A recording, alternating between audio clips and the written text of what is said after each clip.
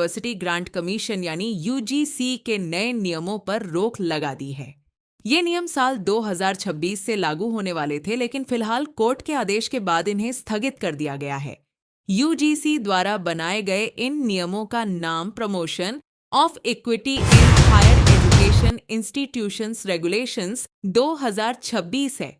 इनका उद्देश्य उच्च शिक्षा संस्थानों में समानता को बढ़ावा देना और जातिगत भेदभाव को रोकना बताया गया था। हालांकि सुप्रीम कोर्ट ने इन नियमों को अस्पष्ट और दुरुपयोग की आशंका वाला माना है। कोर्ट का कहना है कि इन नियमों का गलत इस्तेमाल हो सकता है और ये संविधान के मूल प्रावधानों के अनुरूप नहीं है। इन नियमों को चुनौती देने वाली याचिकाएं मृत्युंजय तिवारी, एडवोकेट विनीत जिंदल और राहुल देवान द्वारा दायर की गई थीं। याचिकाओं में आरोप लगाया गया कि नए नियम सामान्य वर्ग के छात्रों के साथ भेदभाव करते हैं और उनके मौलिक अधिकारों का उल्लंघन करते हैं। याचिकाकर्ताओं का यह भी कहना था कि ये नियम यूजीसी अधिनियम 1956 के प्रावधानों के खिलाफ हैं।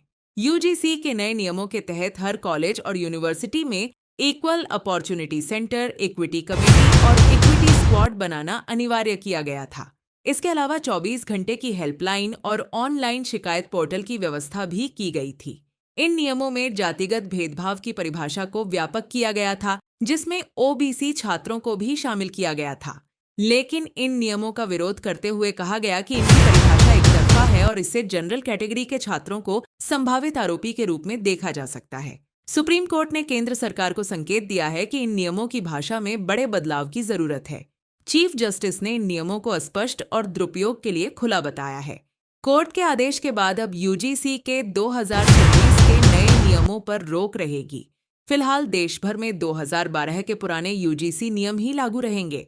2012 के नियमों के तहत उच्च शिक्षण संस्थानों में जाति, धर्म, लिंग, विकलांगता, भाषा, जन्मस्थान और जातीयता के आधार पर किसी भी प्रकार के भेदभाव को रोकने के प्रावधान मौजूद हैं। इन नियमों के अंतर्गत संस्थानों को एंटी डिस्क्रिमिनेशन अधिकारी नियुक्त करने, समान अवसर सेल स्थापित करने और शिकायतों का 60 दिनों के भीतर निपटारा करने का निर्देश दिया गया था। अब इस मामले की अगली सुनवाई 19 मार्च को होगी।